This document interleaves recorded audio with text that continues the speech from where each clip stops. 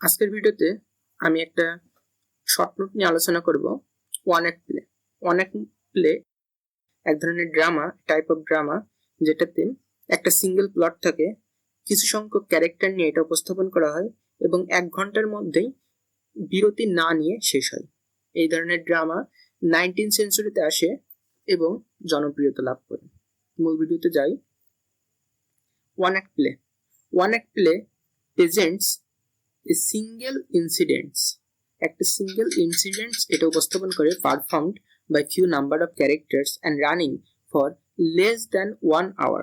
এটা 1 ঘন্টার কম সময়ে শেষ হয়।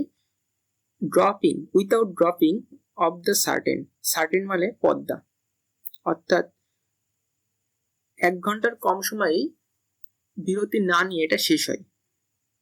It has a single theme developed and brought to a climax with minimum of material and the maximum of dramatic effect। এটার যে সিঙ্গেল থিম, এটা ডেভেলপ হয় মিনিমাম অফ ম্যাটেরিয়াল নিয়ে, অল্প সংখ্যক ম্যাটেরিয়াল নেই, এটা ডেভেলপ হয় এবং এটা প্রডিউস করে maximum of dramatic effect. It may be compare with a short note in it's unity of action, design and effect. এটার যে অ্যাকশন, ডিজাইন ও ইফেক্ট থাকে, এইটার ইউনিটির জন্য এটাকে শর্ট নোটে কম্পেয়ার করা যায়।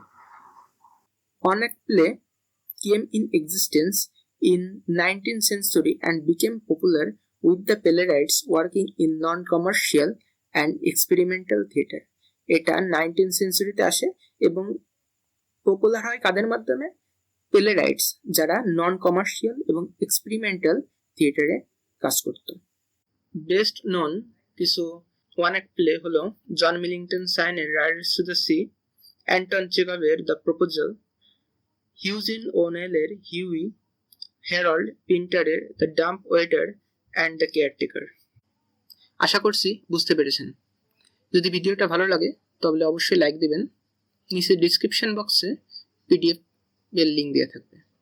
ধন্যবাদ।